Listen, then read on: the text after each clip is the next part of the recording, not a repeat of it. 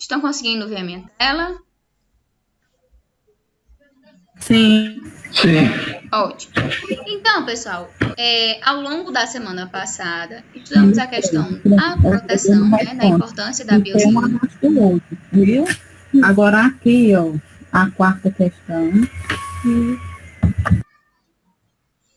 Estudamos a importância da biossegurança, a questão dos tipos de risco e estudamos também a questão dos equipamentos de proteção, tanto individual quanto coletivo. Hoje vamos focar um pouco na questão da exposição aos riscos biológicos e na nossa próxima aula a gente vai focar na questão dos riscos físicos, que querendo ou não é o foco do curso de vocês, que é a questão da radiologia. Então hoje sabemos várias, formas e medidas de nos proteger, principalmente quanto aos riscos biológicos. Porém, e infelizmente, como profissionais da saúde, que estamos ali diretamente ligados aos pacientes, que estamos ali na, digamos, linha de frente, literalmente, estamos em constante exposição a adquirir alguma patologia relacionada à prestação da nossa assistência. Para isso, precisamos realizar e colocar em prática o processo de biossegurança. Não adianta eu saber a definição, saber a importância, se eu não tiver essa consciência de utilizar, tanto durante quanto após, bem como saber a finalidade de cada um desses equipamentos. Mas às vezes no hospital ou na instituição de saúde não oferece máscara, não oferece luva, e aí cabe a nós profissionais também nos organizarmos e criarmos, digamos, estratégias para nos proteger quanto a essa questão da exposição ou de acidentes relacionados ao trabalho. E aí, eu inicio para vocês já falando essa questão de risco ocupacional. Nas aulas anteriores, vimos a definição de risco e a definição de perigo. E hoje eu estou trazendo para vocês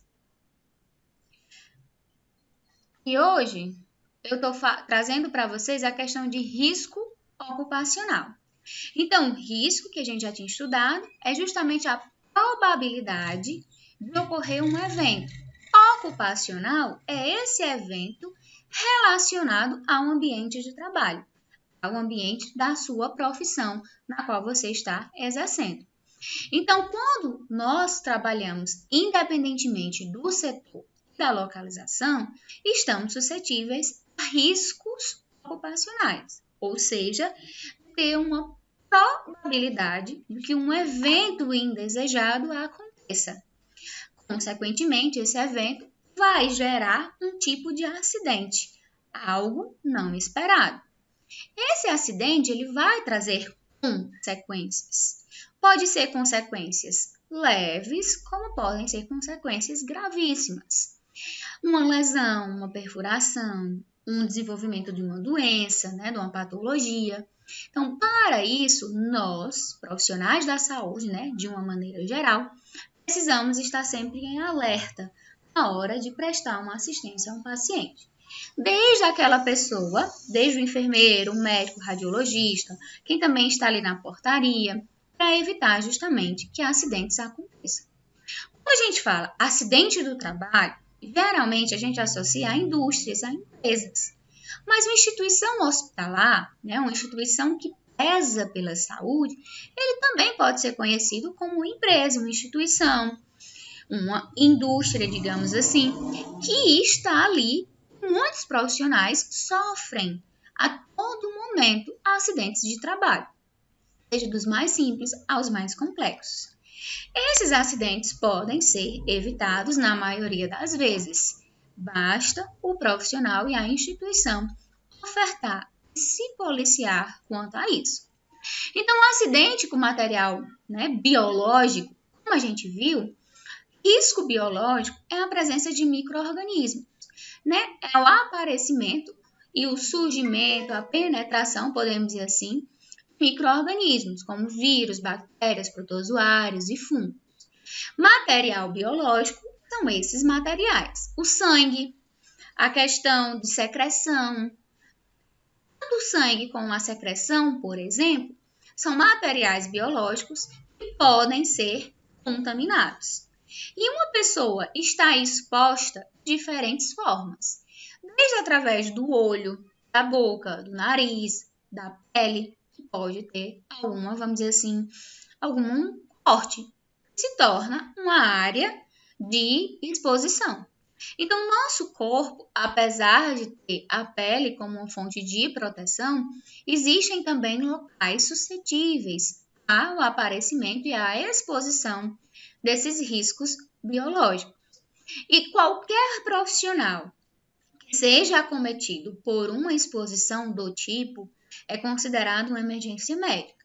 Então, o profissional ele deve parar o que estiver fazendo e diretamente procurar outro profissional e relatar a questão da incidência. Por exemplo, eu trabalho na questão de administração de medicamento. Então, eu trabalho em um hospital no setor de administração de medicamento. No dia normal, o plantão está agitado e aí tem vários pacientes para a gente administrar a medicação. Nessa hora de vários pacientes, num plantão conturbado, preparo a medicação, vou até o paciente e faço uma punção venosa, um acesso venoso. Nesse acesso venoso, eu perco a veia do paciente e ao retirar, eu me contamino, Eu me perfuro com a agulha que já tem entrado em contato com o paciente. Então, isso é considerado um acidente, um risco ocupacional, um acidente de trabalho, no qual eu, profissional, fui exposta. Então, eu me enquadro em uma emergência médica.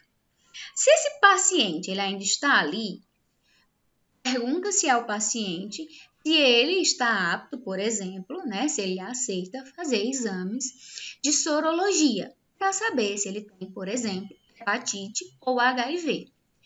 Quando o paciente, infelizmente, é desconhecido, o próprio profissional precisa fazer o teste e muitas vezes precisa fazer uso de uma medicação profiláxia para não, digamos, deixar acontecer a progressão da doença. Toda patologia ela tem um período de incubação. Eu não entro em contato com o micro-organismo hoje e já desenvolvo a doença, não. Toda patologia tem um período de 7 dias, 15 dias, para começar a apresentar os sinais e os sintomas.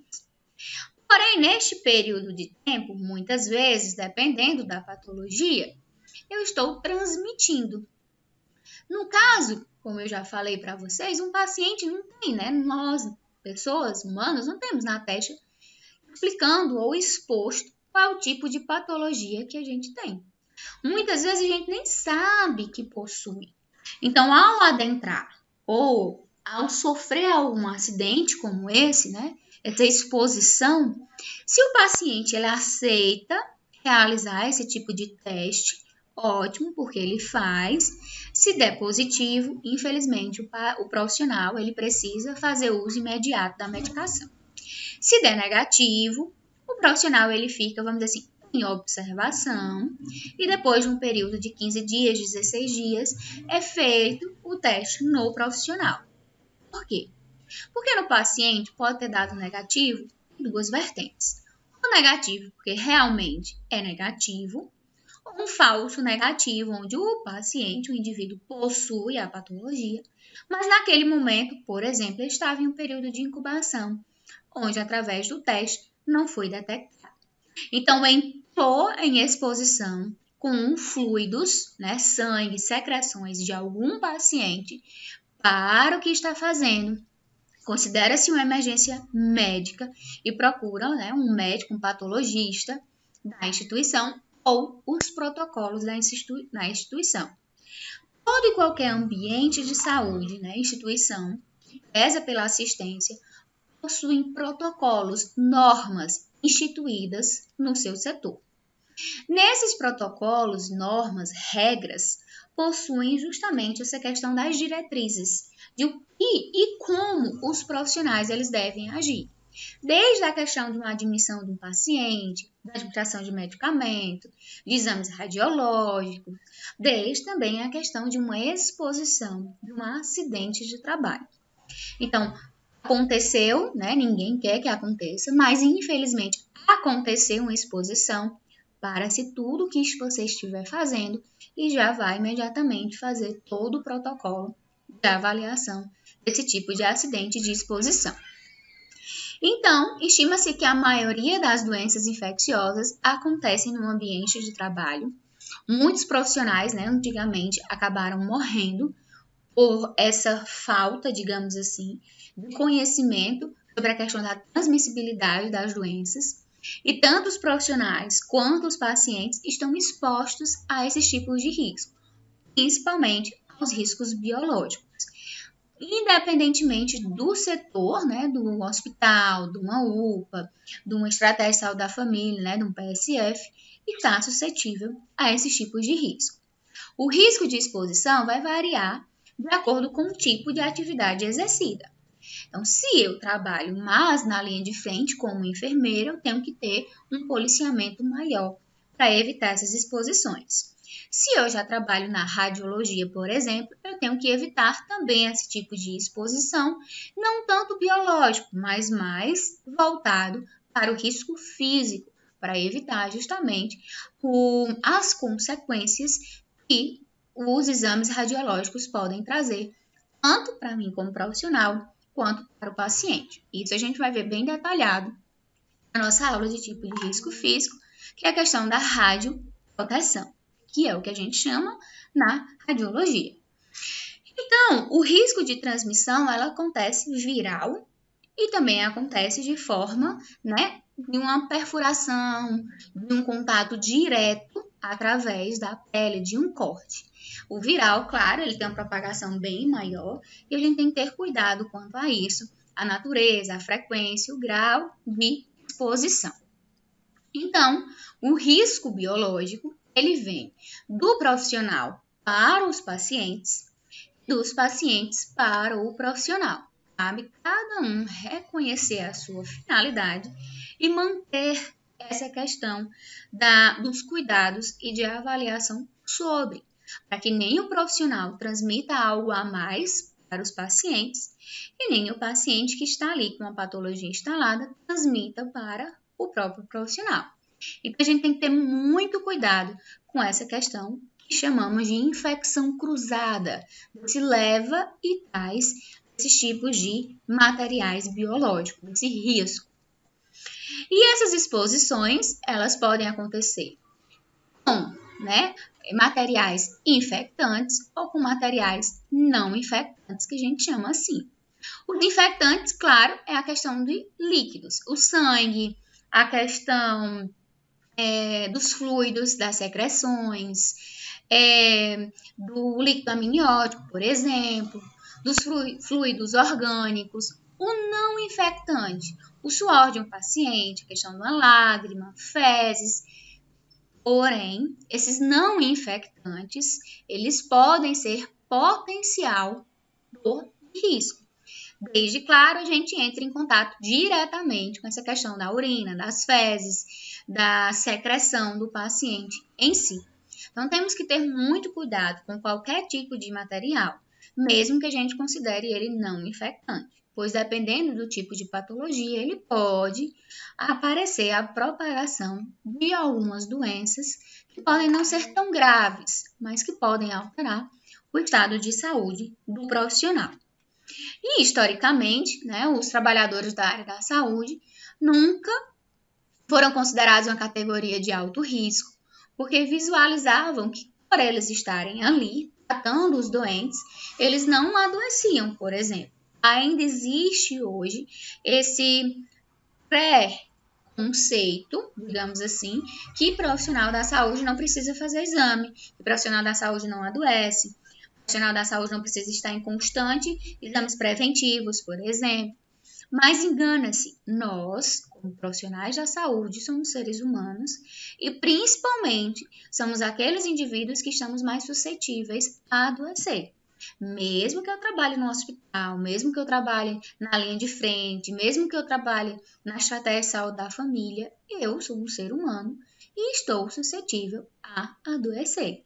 Por isso, muitas instituições começaram a colocar em prática a questão de campanhas de capacitação, buscando medidas profiláticas, né, de reconhecer esses profissionais, vacinação, medicações, o uso correto dos equipamentos de proteção, para evitar justamente esses acidentes de trabalho nos ambientes hospitalares, né, os ambientes que prezam a assistência à saúde. E aí, 2 a 3 milhões de profissionais são acometidos por algum acidente percutâneo, com agulhas contaminadas. E aí vocês poderiam dizer, nossa, Isadora, de 2 a 3 milhões são muitas pessoas. Como é que os profissionais acabam se contaminando? Infelizmente, todo e qualquer profissional da saúde sabe a importância da biossegurança, sabe a importância dos EPIs, sabe a definição e função de cada um, a questão como colocar corretamente, tirar corretamente, o não reencapar a agulha, o cuidado em desperdiçar, né, em jogar, vamos dizer assim, desprezar a questão dos materiais pérfuro-cortantes no local correto. Mas, infelizmente, a gente tem uma grande população de pessoas, né, de profissionais, que não colocam em prática, porque pensam que não vai acontecer.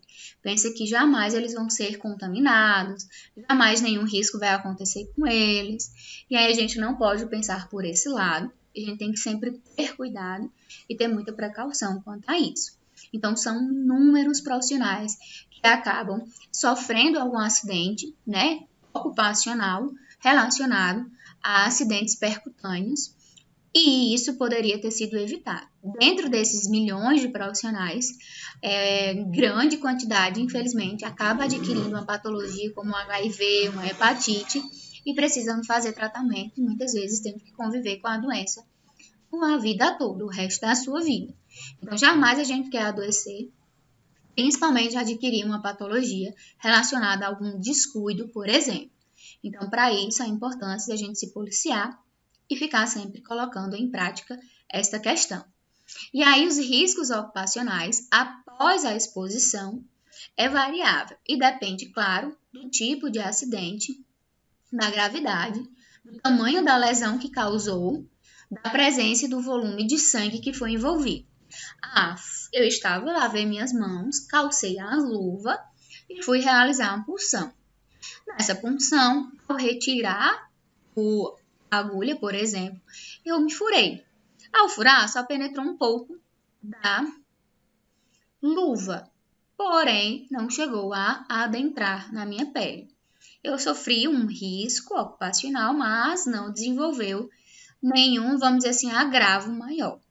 Já se a agulha penetrou a luva e perfurou o meu dedo, e eu percebi rápido e tirei, eu tenho que ver o tipo de acidente, no caso foi um acidente percutâneo, qual foi a gravidade, e aí a gente vai avaliar se o paciente ele é soropositivo, se o paciente ele aceita fazer o teste, quanto foi de tamanho da lesão, geralmente uma lesão, né, com pérfuro cortante, a lesão é pequena, porém a gente avalia a quantidade de sangue que foi perdido e o volume, né, de sangue, tanto que estava presente na agulha, quanto que foi presente na hora do corte. Para que a gente avalie essa questão clínica e consiga classificar esse profissional agora como risco ocupacional. Ele pode desenvolver a patologia como não, se ele entrar em contato com algum agente patógeno.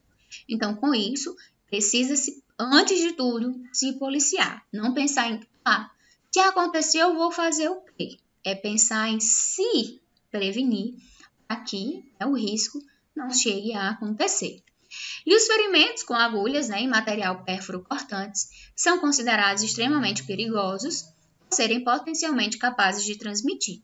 Então, eu entrei em contato com a secreção de um paciente no olho, no nariz, por exemplo. Então, existe um risco de contaminação? Sim, mas é bem menor do que se a gente entrar em contato com o sangue do paciente. Então, a gente tem que ter muito cuidado com esse tipo de exposição. Aqui eu venho falando para vocês que um ambiente de trabalho é um fator determinante e o ambiente de trabalho, né, o processo de trabalho varia desde de uma equipe multiprofissional, desse olhar das instalações, das estruturas físicas, a questão do trabalhador estar colocando em prática o uso dos EPIs, né, da biossegurança. Se apenas uma falta de atenção, um descuido, pode se tornar algo tão grave que muitas vezes você acaba, como eu falei, adquirindo uma patologia pro resto da vida. Então, para isso, a gente tem que ter muito cuidado e se policiar. Então, existem vários tipos de riscos que o trabalhador está exposto. E aí a gente já estudou a questão do risco ergonômico, químico, físico, biológico, e entre os riscos de acidentes, de adoecimento, violência no trabalho, risco psicossocial. Então, existem inúmeros riscos que nós, profissionais, estamos suscetíveis dentro de uma instituição, né, que presta pela saúde. E aí, muitas vezes, se a gente não se cuidar, a gente vai se tornar um paciente daquele local. Então, para isso, não só manter a biossegurança em prática, mas também essa questão mental. Evitar o aparecimento desse adoecimento interno do corpo, da alma. Para isso, a gente tem que sempre estar se cuidando. Muitos profissionais, quando sofrem uma exposição dessa, acabam pegando alguma depressão, acabam adoecendo, se afastando, justamente por medo e receio. Claro, estamos suscetíveis, mas se a gente seguir todos os protocolos, digamos assim, a gente consegue minimizar o tipo de exposição, né, e de risco em que ali estamos. Agora, se eu não faço nenhum cuidado, aí, claro, é algo a se preocupar e tá mesmo realmente com essa questão de adoecimento. Então, para isso, é importante que a gente se policie e faça essa avaliação contínua do processo. Eu estou exausta, não tenho equipamento, eu não vou fazer uso da louva hoje não, é tão ruim. E aí, nesse não fazer hoje, a gente acaba adquirindo ou estão sofrendo algum risco. Então, nunca é deixar para depois, ou pelo menos, não, com esse aqui eu não vou fazer. E aí, infelizmente, pode chegar a acontecer algo mais grave. E aí não havia, como eu já falei para vocês, essa preocupação. E aí, com o surgimento dos primeiros casos de HIV, né, que aconteceu literalmente um surto, né, uma epidemia da doença da HIV, começou a surgir essas precauções, né, padrão que a gente já estudou, e depois as precauções secundárias. A padrão era justamente evitar o contato com esses fluidos e principalmente com o sangue dos portadores, evitando justamente esse risco e essa contaminação com os profissionais.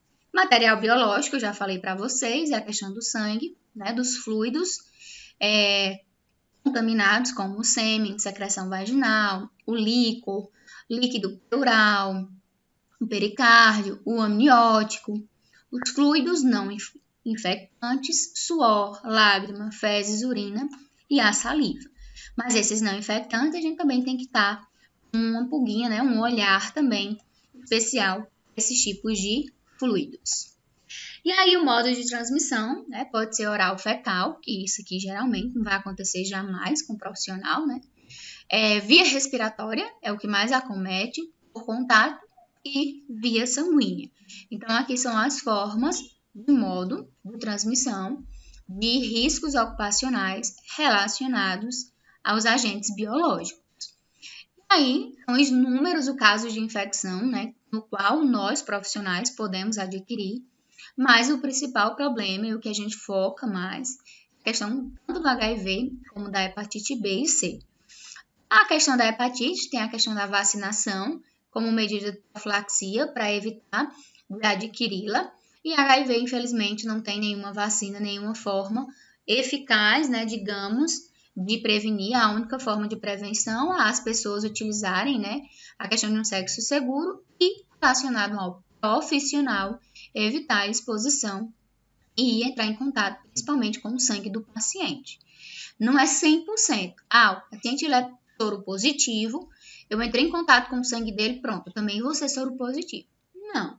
Existe uma janelinha pequena que faz com que você não adquira a doença. Porém, ninguém vai se confiar nesse 0,1%, por exemplo. O que a gente tem que fazer? Se prevenir, se precaver, para não ocorrer esse tipo de transtorno, né? E adquirir essa patologia. E aí, os ferimentos com os perfuro-cortantes, eles devem ser, sim, evitados e estar em constante observação e cuidado. Os profissionais, claro, de enfermagem é que estão sempre ali, envolvidos nesse processo, mas também não quer dizer que os profissionais de radiologia não precisem fazer isso, principalmente aqueles profissionais que vão trabalhar em uma clínica, por exemplo, onde o paciente vai fazer algum exame que utilize contraste. E aí vocês também precisam saber como funcionar uma veia, a questão da administração da medicação, né, do contraste, a questão das reações, reconhecer se aquele tipo de reação ela pode realmente acontecer e o paciente ficar ali tranquilo, ou se aquela reação ela é muito grave, tem que parar de imediatamente de fazer o exame. Então, vocês também precisam entender sobre isso. Por isso, a importância desses cuidados com perfuro-cortantes e, claro, entrar em contato com esses fluidos dos pacientes contaminados, né, ou não.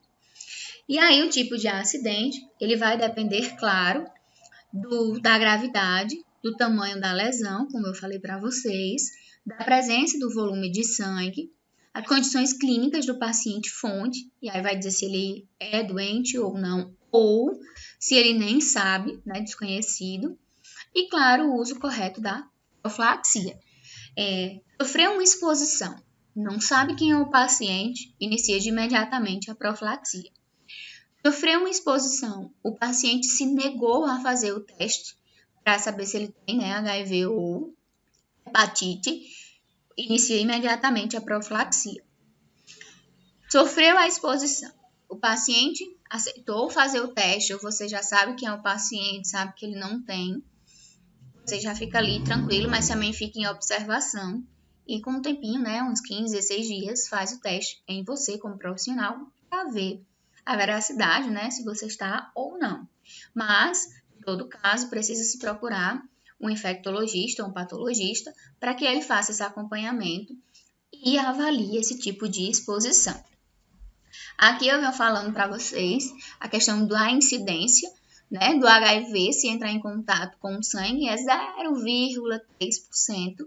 Então, não é uma incidência tão grande, porém, a gente tem que evitar ao máximo, porque vai que você, aquele 0,1%, né, 0,3%, e acaba adquirindo a patologia por um descuido seu, por exemplo. Então, jamais a gente quer adoecer.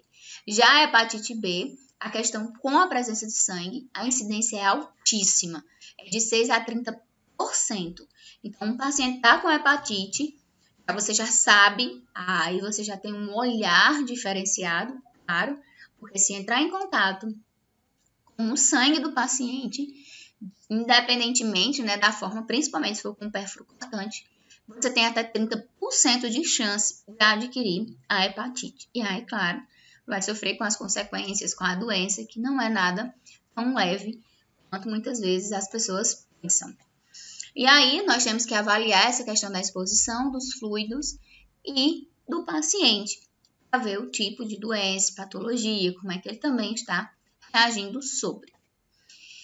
O tipo de exposição, já expliquei também para vocês, é a questão percutânea, que é o que a gente mais fala, que é a penetração de algum perfuro cortante, da mucosa, né, quando entra em contato com a boca, o nariz, o olho, exposição com a pele não íntegra, eu tenho um corte no dedo, não fiz nenhum curativo, nem estou de luva, e vou fazer vamos dizer assim, uma punção no paciente, vou entrar em contato com algum material que tenha presença de sangue do paciente. Então, a gente também tem que ter muito cuidado quanto a isso. E, claro, para não provocar ou aumentar ainda mais a lesão que está ali presente. O tipo de fluido é que eu venho explicando bem direitinho o que é que acontece, a propagação, né, tanto da hepatite B quanto da hepatite C. A C ela não é tão falada, não existe também uma medida profilática para a C, a gente fala mais da B, devido a esse grande índice também de propagação de transmissibilidade da mesma. Claro, quanto maior o volume sanguíneo, maior a gravidade, maior a probabilidade de você ter adquirido aquela patologia. Temos que ter muito cuidado com esse tipo de exposição, né, desse risco ocupacional na qual estamos suscetíveis.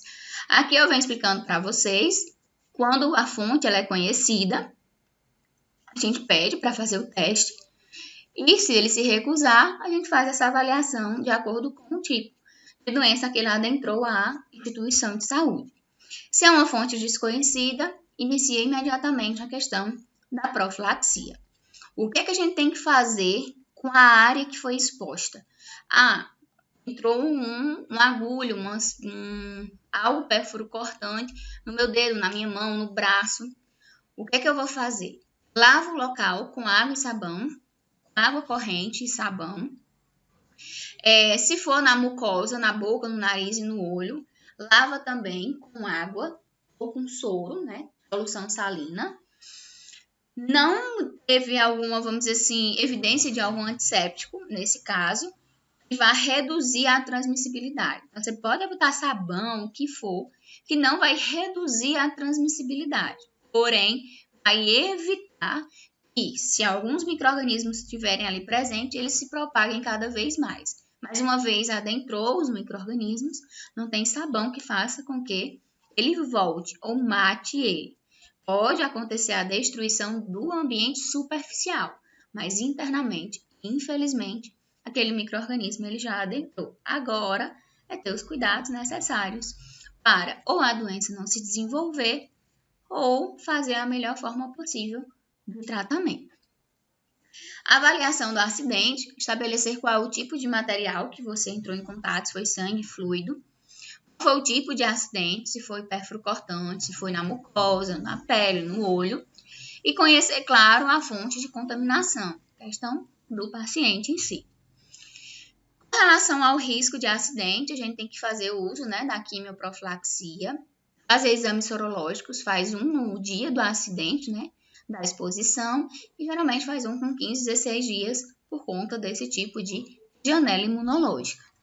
Faz muitas vezes o uso da medicação com barreira de profilaxia e evitar. Se você faz o teste com 16 dias e dá negativo, você já para a medicação. Se der positivo, infelizmente, o uso da medicação já é outro tipo e aí já é transformada em outra forma de tratamento. Até aqui, alguma dúvida? Eita, Clara! Foi para a escola, mas está conseguindo assistir aula, né? Alguma dúvida aqui? Nada a acrescentar? Todo mundo está entendendo aqui? Só a Clara que foi para a escola ou teve mais alguém que foi?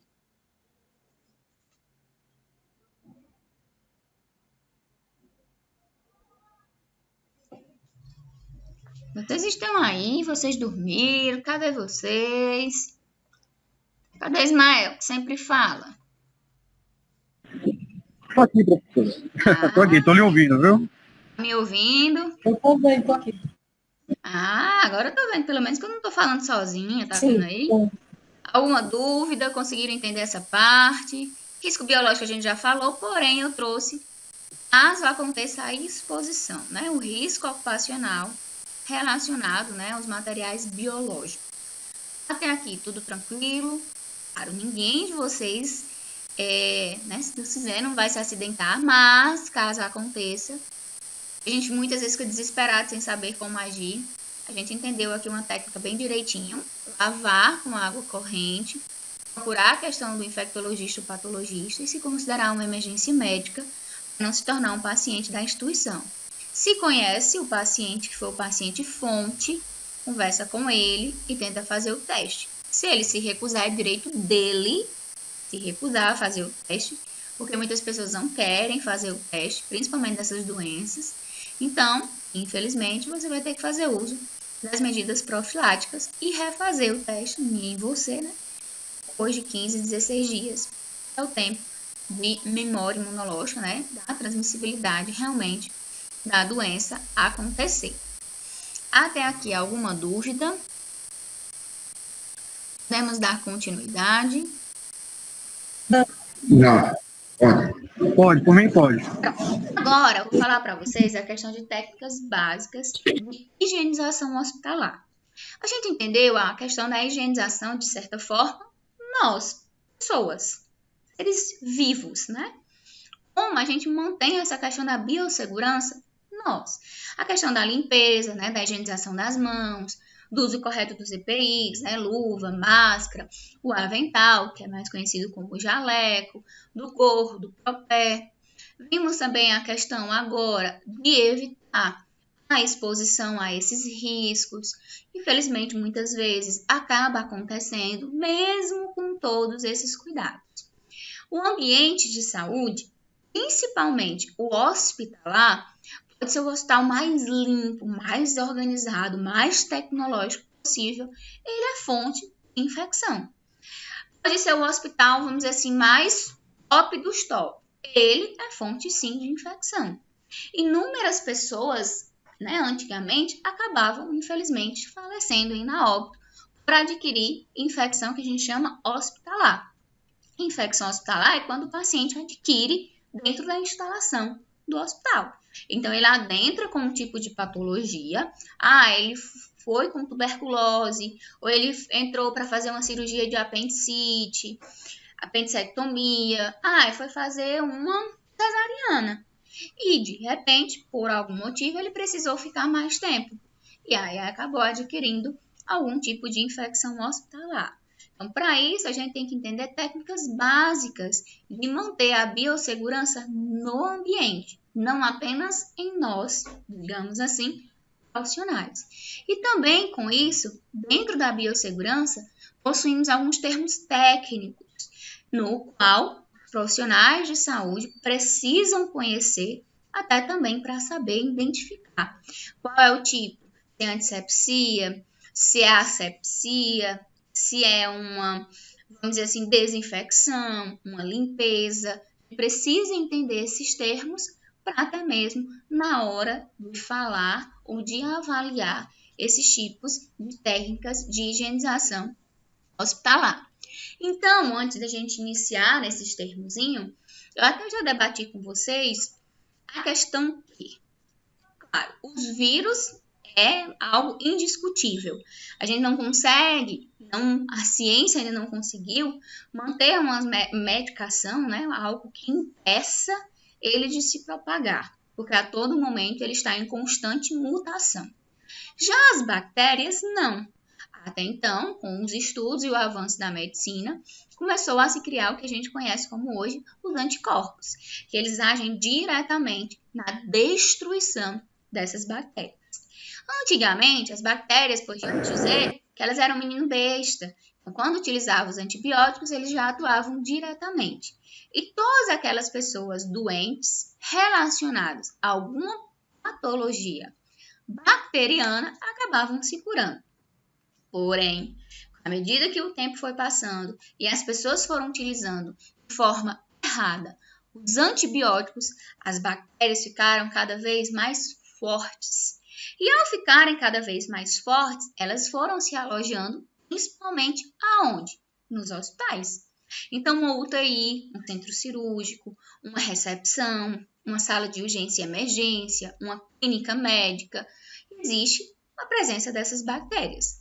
Pois precisamos, atuar em diferentes pacientes com diferentes patologias. Existe paciente que acaba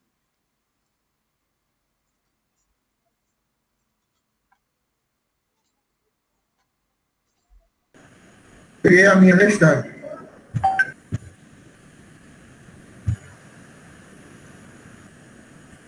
Voltou a tela agora? Voltou a tela para vocês?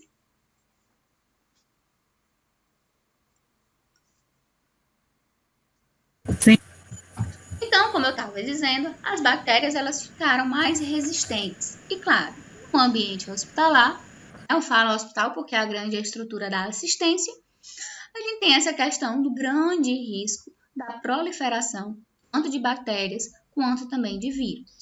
Então, as bactérias elas estão se tornando cada vez mais resistentes e não tem mais, digamos, medos de antibióticos. E a gente está cada vez mais precisando de antibióticos mais fortes e mais potentes.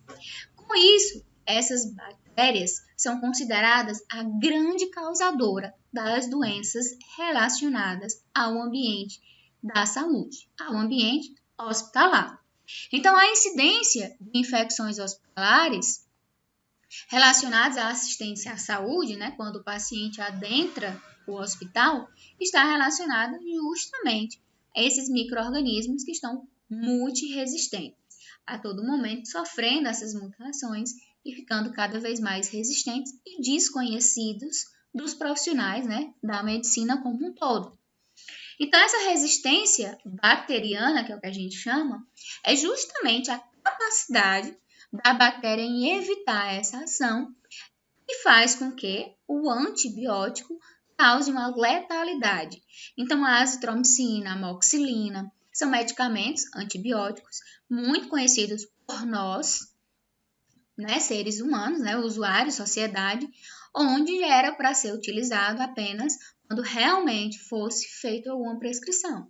Hoje, infelizmente, né, sentir uma ardência na garganta ou algum tipo de doença, que muitas vezes a gente não vai nem até o próprio profissional de saúde para buscar uma causa, fazer exames, entender, a gente já utiliza a amoxicilina, a azitromicina de uso corriqueiro. E aí, com isso, criou o que a gente chama de resistência bacteriana. Então, as bactérias elas estão mais resistentes e o que causa essa propagação das doenças relacionadas à infecção hospitalar. E essa capacidade de resistir foi justamente por essa falta de reconhecimento da população sobre a importância do uso correto dos antibióticos. E aí, o que é que acontece? Essa resistência bacteriana é um grande problema nos hospitais, porque aumenta, claro, a mortalidade dos pacientes que ali estão, porque eles já estão debilitados, já estão com a patologia instalada. E aí, quando a bactéria ela ganha força, não tem medicamento nenhum que muitas vezes vá resolver. Aí, muitas vezes, infelizmente, o paciente chega a óbito. Aumenta, claro, os custos, porque precisa ser utilizado fazer mais exames, medicamentos de grande espectro, né, de ampla ação, e aí isso tudo tanto leva tempo de internação do paciente, consequentemente mais gasto, como também um acompanhamento e um olhar maior. E cuidado, claro, para que os profissionais não adoeçam. Por exemplo, um paciente foi diagnosticado com tuberculose, então o paciente, desse caso, ele é um paciente que precisa estar em isolamento e fazendo uso da medicação correta. Se não estiver fazendo uso da medicação correta, se for uma tuberculose, né, bacteriana, pode acontecer ele ter essa resistência e acabar alastrando toda a ala, por exemplo, daquele setor. Então, para isso, a gente tem que ter muito cuidado e evitar essa resistência bacteriana, essa propagação. As fontes, né, os reservatórios de contaminação, é o paciente, claro, o profissional e as superfícies que ali estão. Então, desde uma fechadura, de uma, vamos dizer assim, interruptor, né, na tomada, do leito do paciente, de um copo, são todos considerados fontes, né, reservatórios de contaminação. Então, aqui eu trago um exemplo para vocês, né, de superfícies que estão contaminadas. São essas que estão a pontinha vermelha aqui. Então, são micro-organismos, como o próprio nome diz, não está visível a olho nu. Então, muitas vezes a gente pensa que está tudo bem limpinho, livre de qualquer tipo de vírus, bactérias, por exemplo. Mas não é isso que acontece. Então, a gente tem que ter muito cuidado quanto a isso, para que não aumente essa propagação. Aqui também é outro exemplo, a questão dos corrimões. Aqui é um quarto, por exemplo, um leito de um paciente, onde a maioria do local, né, dos locais, das superfícies estão contaminadas, como a gente pode verificar com o aparecimento do xizinho aqui, que é a presença justamente de cultura, né? Oi.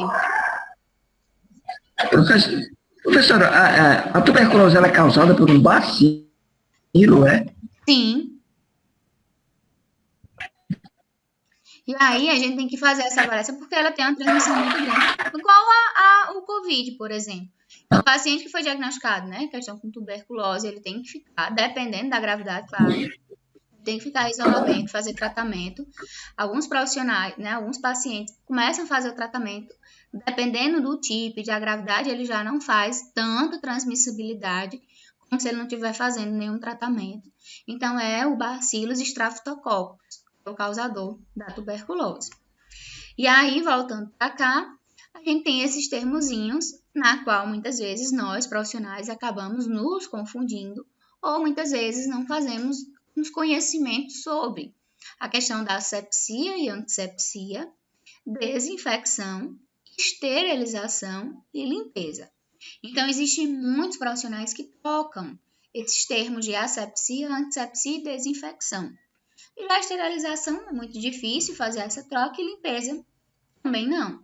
Mas esses 3 primeiros termos, a gente tem que ter muito cuidado, né, na hora de falar, para não falar esses termos tanto errado, né, na hora de discutir entre um profissional e outro, como também até mesmo na hora de colocar em prática essa questão da biossegurança no ambiente. Então, 73% das pessoas, infelizmente, saem do banheiro sem lavar as mãos e com isso saem com as mãos contaminadas. Após 2 horas, 77 pessoas exibem o mesmo germe na boca, porque infelizmente, como criança, né, nós seres humanos, sempre colocamos a mão na boca. Hoje nem tanto, por conta do momento em que a gente está vivenciando, mas voltando lá para 2019, é muito difícil a gente estar se policiando com essa questão do dedo no olho, na boca, no nariz, e aí a gente acaba proliferando esses tipos de germes, né, de micro-organismos. E aí 50% das pessoas não fazem essa questão da higienização correta, seguindo todos aqueles passos que a gente viu nas aulas anteriores.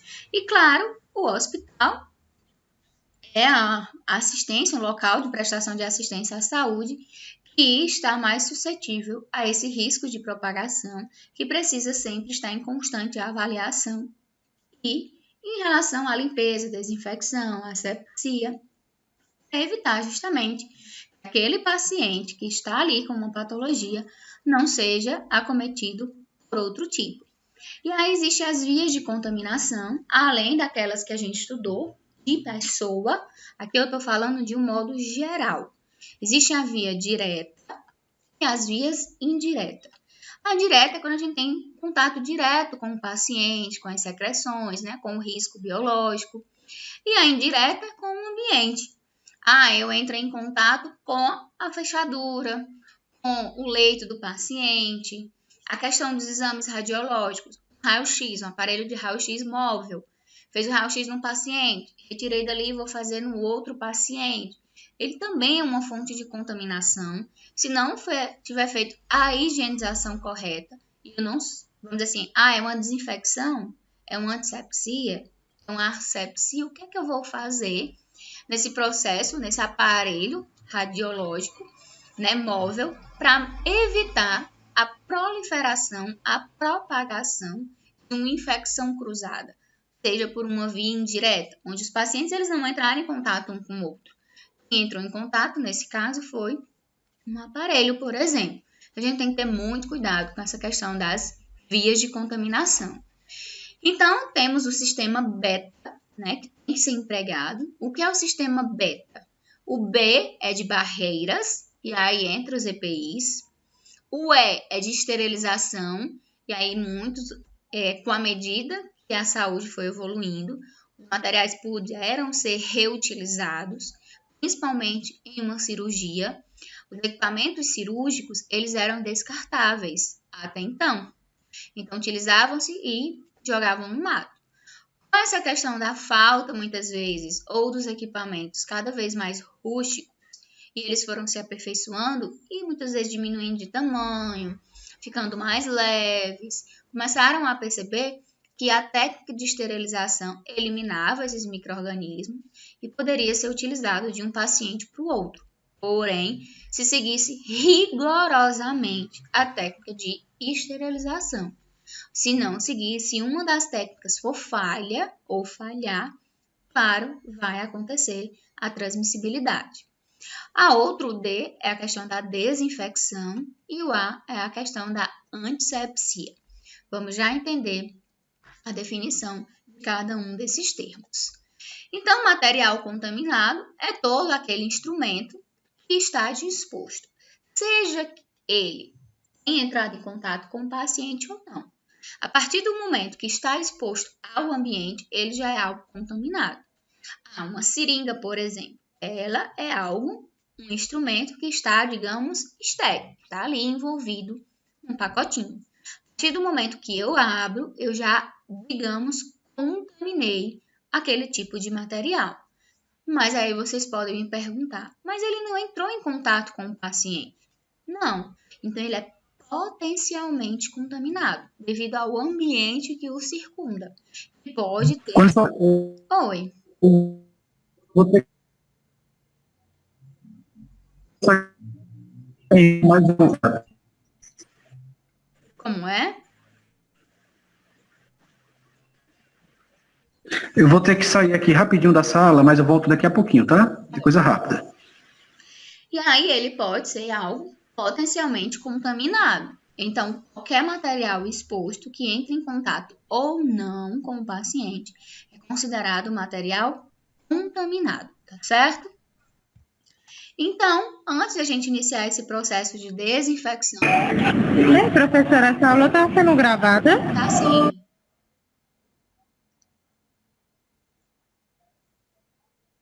Eu tô gravando a aula, aí no finalzinho eu já baixo, organizo.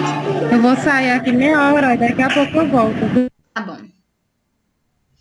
E antes da gente iniciar esse processo de desinfecção e esterilização, a gente tem que remover todas as sujidades presentes, sejam secreções, né, ou até mesmo a questão de sangue. Por isso que a gente utiliza a técnica de limpeza.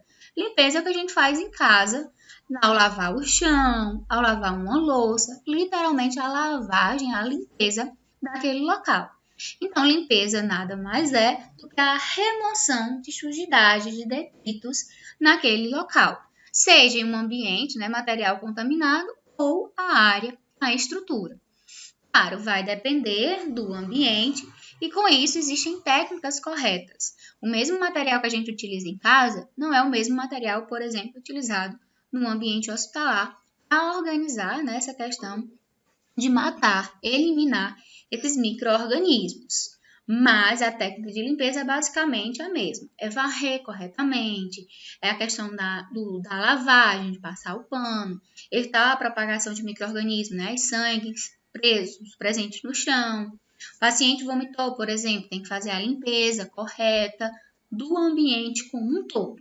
Então, limpeza é fácil da gente entender, não precisa acontecer, vamos dizer assim, nenhuma dúvida, erro na hora de colocar essa questão desse termo em prática.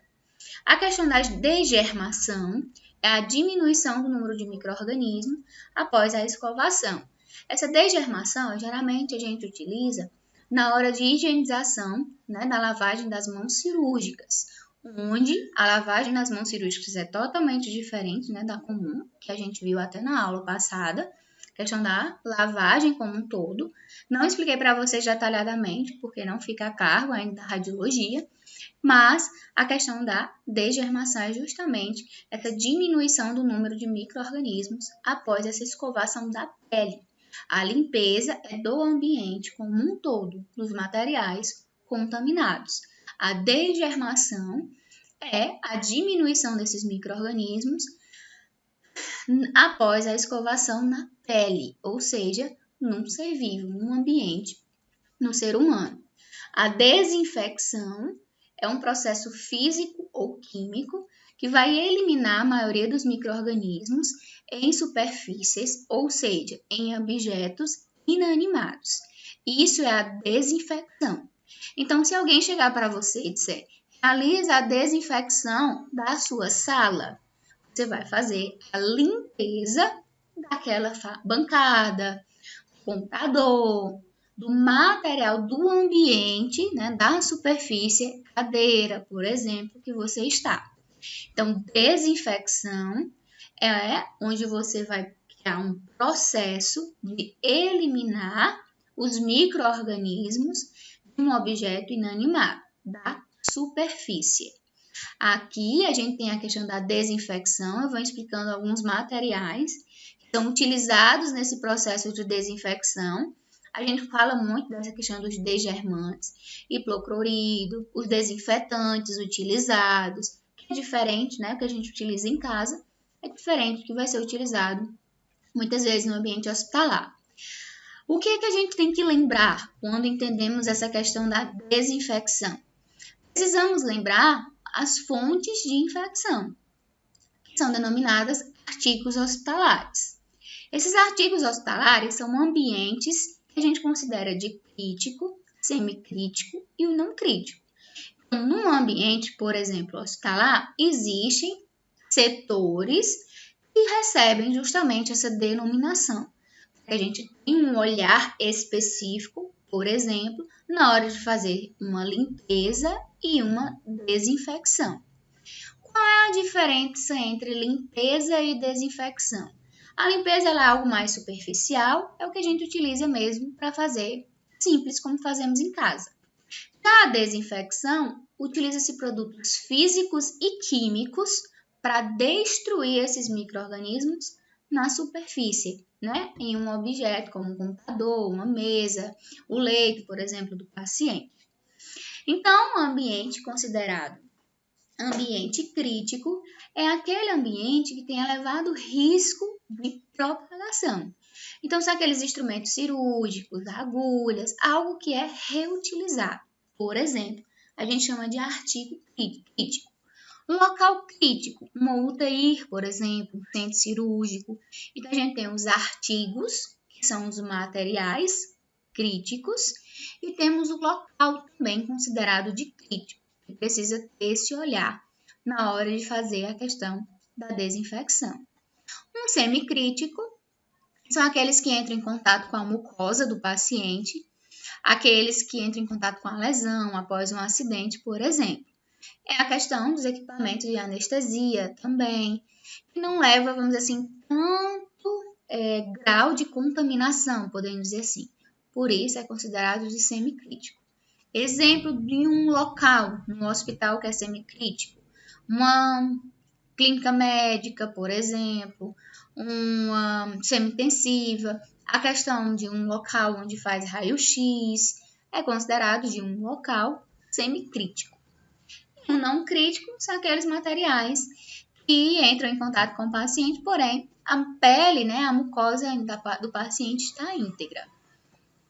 Aqui é a questão das áreas, eu vou dando a definição, área crítica, UTI, centro cirúrgico, área semicrítica, as enfermarias, né, ambulatório, sala de raio-x, e a não crítica, a questão que não tem a presença de jeito nenhum dos pacientes, que é o almoxarifado, as áreas administrativas.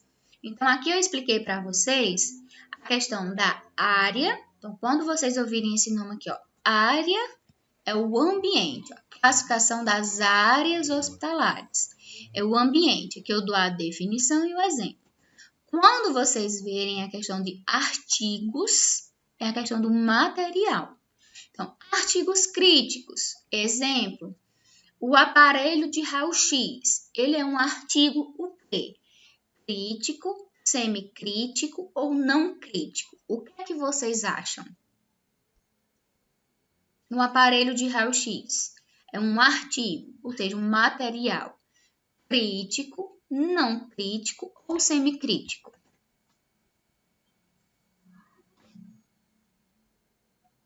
O que é que vocês acham?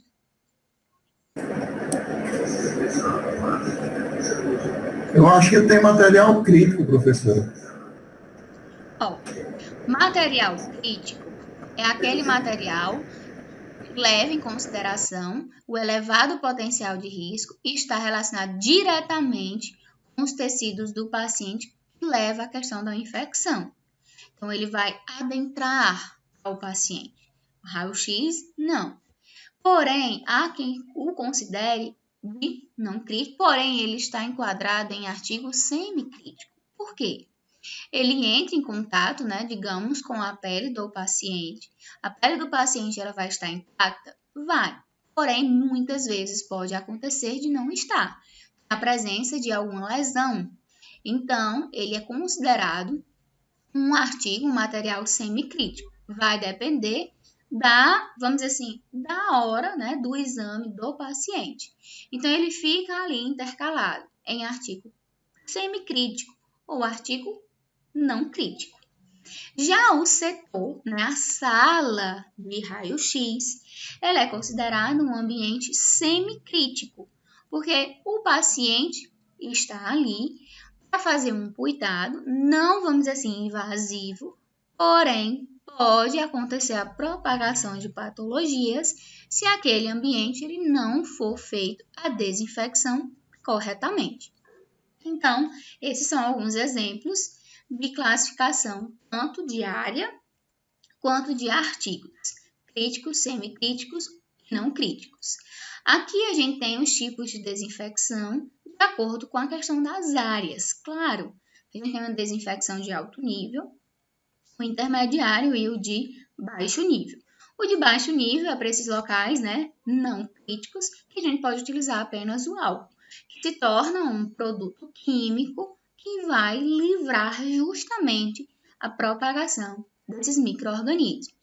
Aqui eu venho dando exemplos de quais materiais, tanto químicos e físicos, são utilizados nesse processo de desinfecção.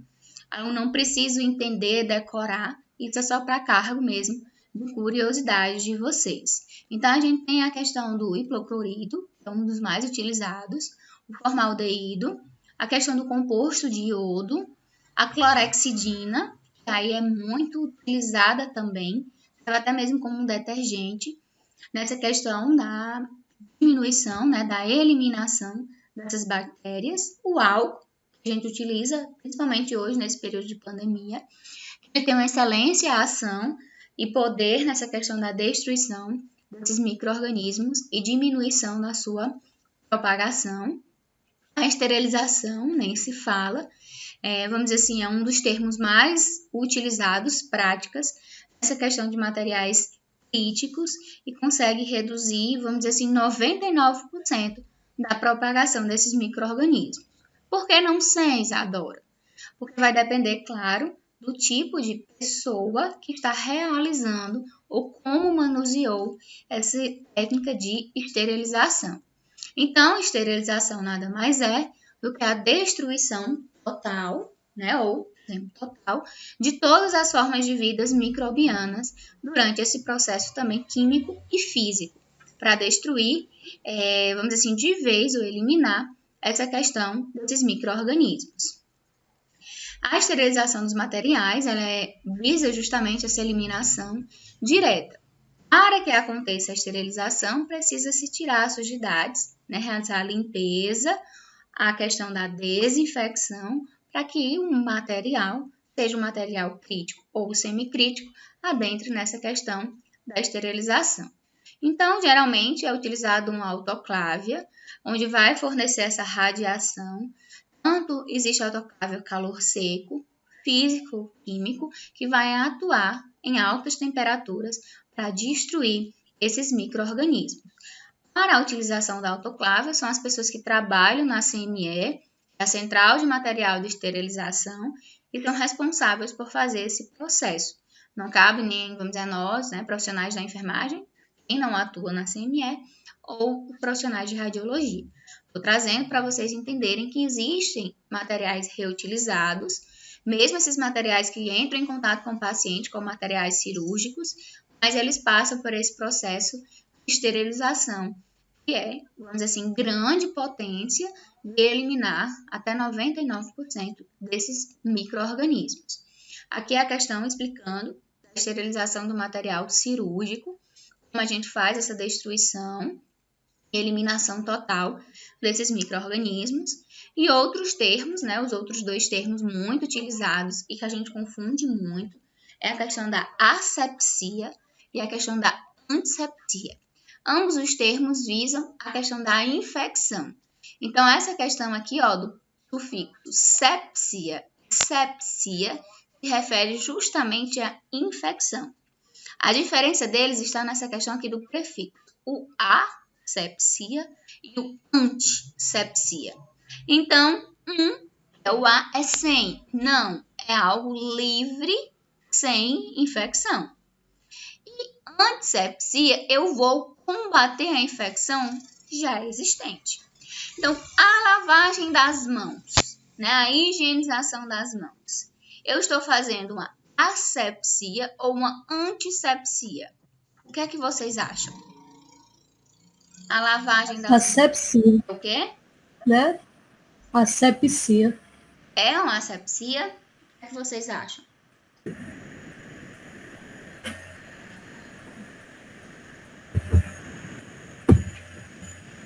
Quer dizer que esse nome aqui Acho que é uma anti. sem infecção, é? Sim. Aqui, ó. Asepsia é sem infecção. Antisepsia é combater a infecção. A higienização das mãos. Eu estou fazendo o quê? Tá fazendo essa daí, combate a antisepsia, não? Sei lá. Eu estou fazendo justamente uma antisepsia, porque eu combato a infecção. As mãos, elas são fontes de infecção. Eu estou olhando para as mãos, ela está visivelmente limpa. Não tem nenhuma sujidade. Porém, ela é compatível, ou seja, existem vários micro-organismos existentes na mão. Quando eu higienizo, eu realizo uma antisepsia. Quando eu passo álcool na mão, estou fazendo uma antisepsia, porque eu estou combatendo que não é, né? Que não tem a infecção. Já uma asepsia é em um local que não tem a infecção. Vou fazer uma asepsia em um local livre de micro-organismos. Isso quase não existe, porque a gente tem a maioria dos locais possuem a presença de micro-organismos. Então, existe ainda essa falha na hora de utilizar esses dois termos. Tanto a asepsia quanto a antisepsia, e ainda entra, quebra a questão da desinfecção. Então, a asepsia é o processo pelo qual a gente consegue afastar os micro-organismos em um ambiente. Por exemplo, em um ambiente centro cirúrgico, por exemplo, é um local, muitas vezes, que tem a questão de infecção, mas a todo momento a gente tem que estar ali evitando. Então, é sem a infecção, por exemplo. Então, a gente realiza a asepsia. Já, por exemplo, a lavagem das mãos, a gente faz a técnica de antisepsia. Existe o micro-organismo presente e eu vou combater com que ele se prolifere, se propague. Então, a antisepsia, fazendo a diferença para a desinfecção, é que a antisepsia é a utilização de substâncias químicas e físicas, como os detergentes, sabão, por exemplo, em tecidos vivos, nós, seres humanos. Jamais eu posso dizer que vou fazer uma antisepsia da mesa, de uma superfície, porque antisepsia é relacionado a um tecido vivo. Já a desinfecção é a uma superfície inanimada, a um objeto. Eu vou fazer a desinfecção do meu computador e vou fazer a antisepsia das minhas mãos. Então, entenderam a diferença entre antisepsia e desinfecção? Que quando algum profissional falar, você tem em mente também essa questão. Antisepsia, a utilização e remoção dos micro-organismos, produtos químicos e físicos no tecido vivo. A desinfecção, a eliminação, dos micro-organismos com os produtos físicos e químicos em superfícies inanimadas, em objetos, por exemplo. Já em relação à asepsia, é a utilização de mecanismos de eliminação em um local que está livre, entre aspas, de infecção. Um centro cirúrgico ele está livre de infecção, por exemplo, por isso que tem que estar em constante asepsia. Por isso que é o local estéril. Eu não posso adentrar sem qualquer roupa, vestimento.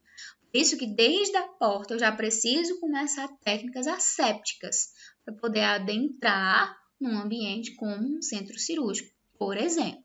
Por isso que lá a gente utiliza a questão da asepsia. Alguma dúvida aqui nesses termos? Não. Ótimo. Aqui eu venho explicando novamente para vocês entenderem também melhor. Aqui vem a questão da definição e diferença, para quando eu também passar os slides, ficar a questão do entendimento. Então, a desinfecção é uma higienização preventiva. A asepsia evita, justamente essa contaminação e a propagação desses micro-organismos. Aqui é um textozinho, para quando vocês tiverem acesso aos slides, ficar melhor também de vocês entenderem além desta minha explicação. Então, essa técnica de asepsia é muito importante para nós profissionais, desde a higienização das mãos até o todo, para evitar justamente ao aparecimento e propagação, principalmente de infecções hospitalares. Então, essas infecções, elas acontecem justamente pela proliferação desses micro-organismos no ambiente, na qual, às vezes, existe uma falha na desinfecção, né, dos objetos, e a gente acaba entrando em contato. E se existir também uma falha na questão da antisepsia, também vai acontecer uma falha no processo de eliminar, de combater esses micro-organismos no tecido vivo, que são nos seres humanos. Então, existem os tipos de asepsia, que visa justamente promover essa limpeza e remoção das sujidades.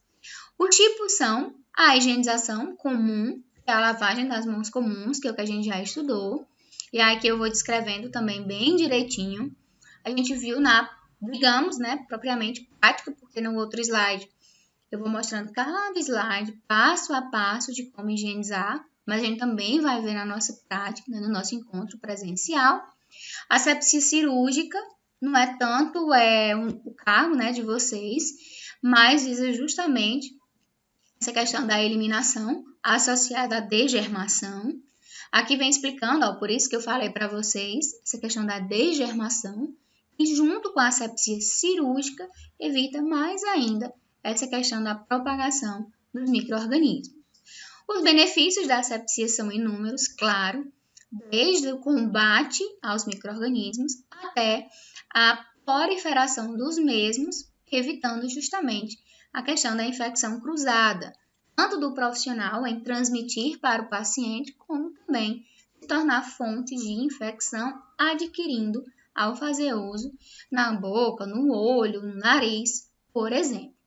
Os riscos de uma má asepsia gera a questão, né, de propagação das doenças, conservação de materiais, bem como a falta desse manuseio e, consequentemente, a infecção cruzada.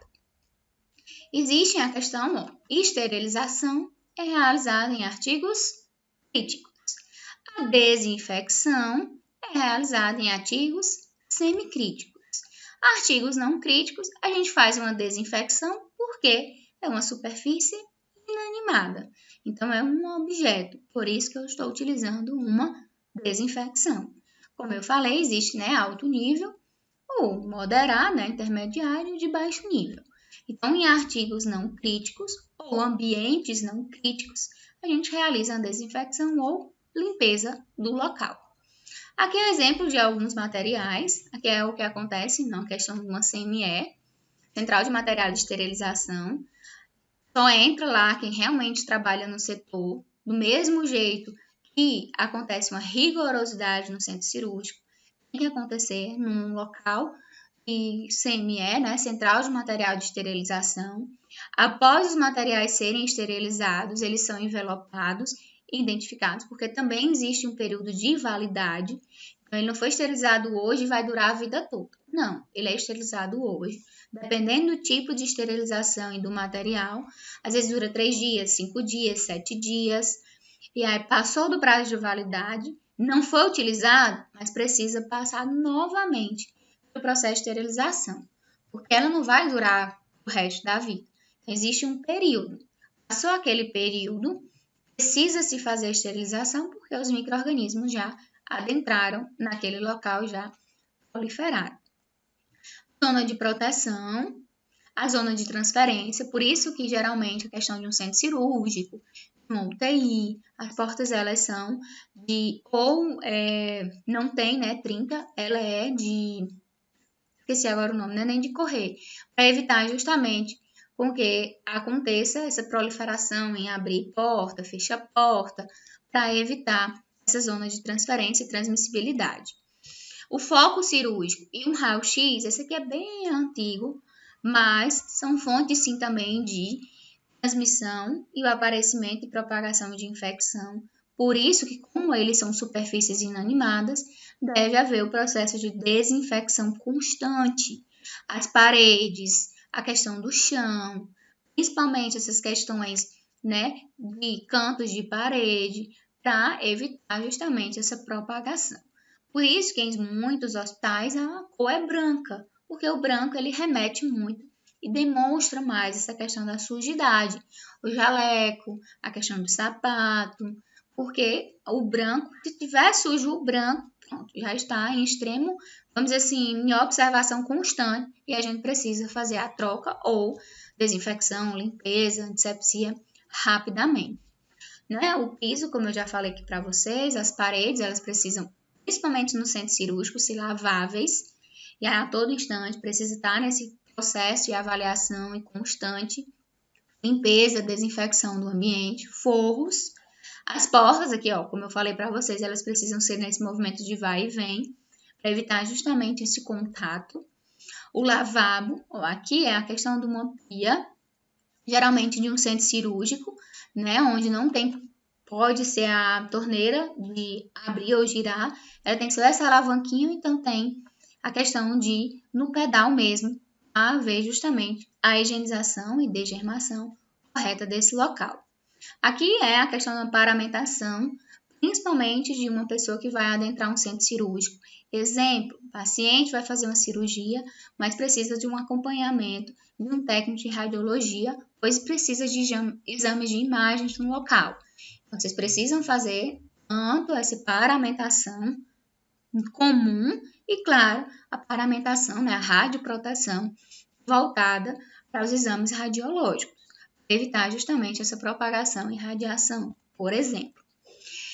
E aqui eu vou explicando a questão da desinfecção das mãos, mas já expliquei nos outros slides. Aqui é só o nome das soluções mais utilizadas para esse processo.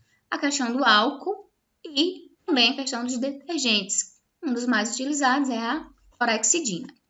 Aqui é um resumo geral de tudo que a gente estudou, as definições bem detalhadas.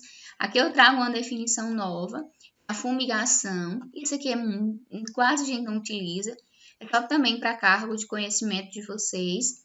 E germicidas é quando acontece esse processo de, vai fechar a ala para fazer a utilização e destruição dos micro-organismos presentes no local. Está tendo uma grande ocorrência de infecção hospitalar. E aí já faz essa questão da utilização dos germicidas para evitar justamente essa propagação. Certo? Até aqui. Alguma dúvida? E aí, para a gente finalizar, né, um pouquinho mais cedo hoje, eu falo para vocês que a melhor forma de se prevenir é fazendo uso das medidas de biossegurança. E para fazer uso das medidas de biossegurança, não é só utilizar os EPIs, mas é conhecer todas as técnicas, todas as formas de evitar e fazer com que essas doenças realmente se propaguem. E, claro, estar livre de riscos ocupacionais e de exposição ao ambiente e de exposição também a esse processo. Tá certo? Alguma dúvida aqui? A gente vai iniciar a aplicação da nossa atividadezinha. Vou mandar o link e vocês vão iniciar a atividade. Nenhuma dúvida? Vou tirar aqui a minha